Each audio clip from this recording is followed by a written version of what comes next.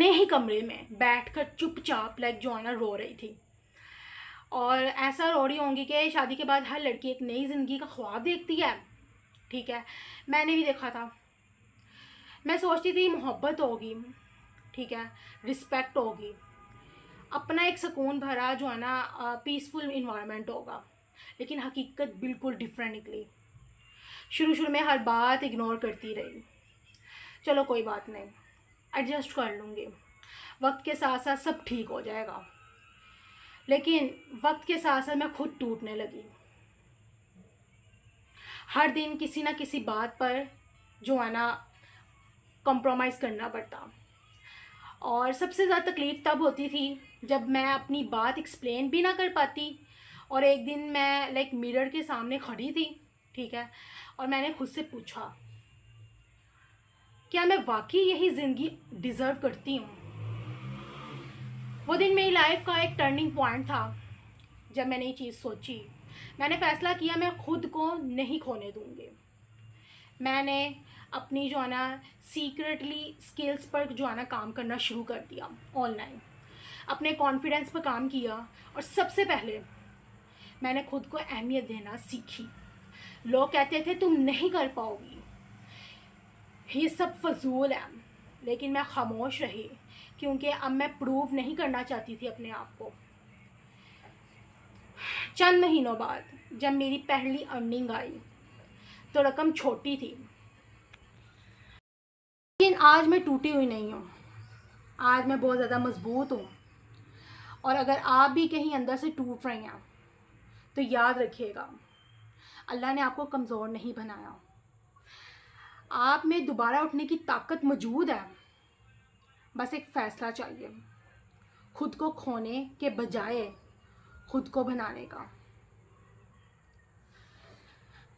Guys, अपने YouTube channel को intro कर लेते हैं। अस्सलाम वालेकुम रहमतुल्लाहि व बरकातुहू। उम्मीद है सब खैर से होंगे। जी बस अल्हम्दुलिल्लाह। जितनी मेरी वीडियोज़ इन्फॉर्मेटिव होती हैं, आज का जो मेरा कंटेंट था थोड़ा डिफरेंट था।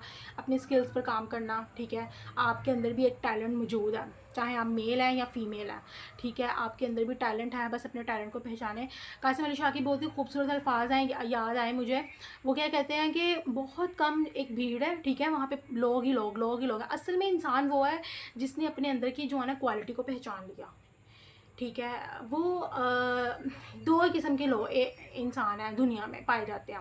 एक वो जो लोगों के अकॉर्डिंग चलता है, एक वो जो अपने ओन पे चलता है। 90% लोग हमारे इर्द गिर्द वो हैं जो सिर्फ लोगों को कॉपी करते हैं या लोगों के अकॉर्डिंग चलते हैं, लोगों की एक्सपेक्टेशन के अकॉर्डिंग चलते हैं, लोगों के ऑब्जर्वेशन के अकॉर्डिंग चलते हैं। और सिर्फ 1% लोग वो हैं जो अपनी स्किल्स पर काम करते हैं, अपने पैशन पे काम करते हैं। पैशन वो चीज़ जो आप 24 आवर्स आप वो काम कर रहे हो और आपको पसीना नहीं आ रहा, पसीना भी आ रहा है, लोग कह रहे हैं पागल हो जाएगा, तू क्रेज़ी है, तू पागल है, और आप कहते हो यार मैं तो चिल हूँ। असल में वो आपका पैशन है।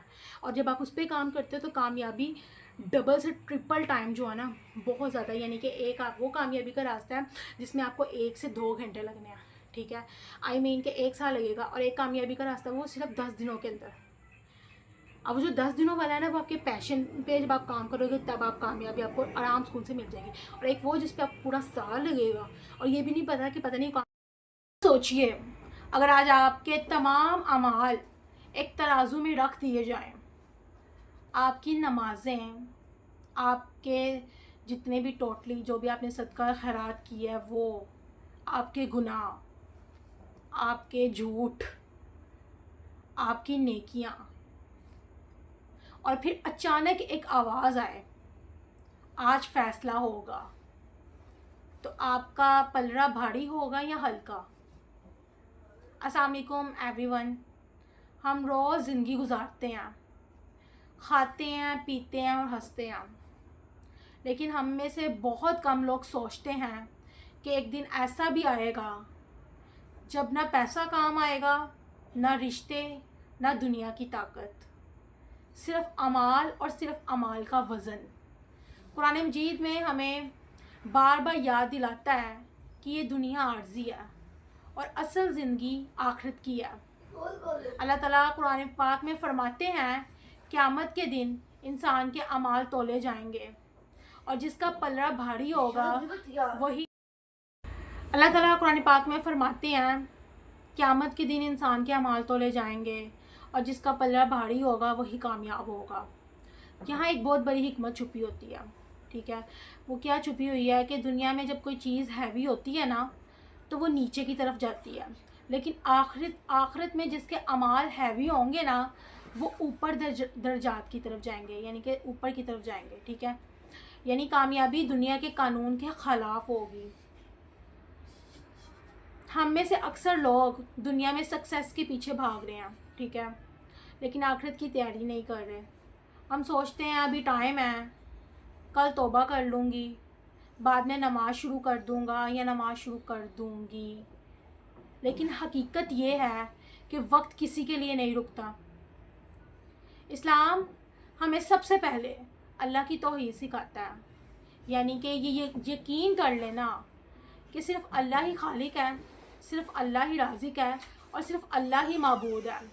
जब इंसान ये समझ लेता है तो उसकी ज़िंदगी बदल जाती है, क्योंकि फिर वो दुनिया के खौफ से नहीं बल्कि अल्लाह के खौफ से जीता है।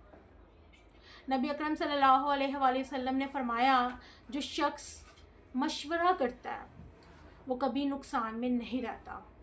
इस्लाम हमें ये भी सिखाता है कि मशवरा लेना अक्लमंदी है, किसी से एडवाइस लेना किसी भी काम को लेके। नबी करीम सल्लल्लाहु अलैहि वसल्लम ख़ुद भी सहाबा कराम से जो है ना एडवाइस लेते थे।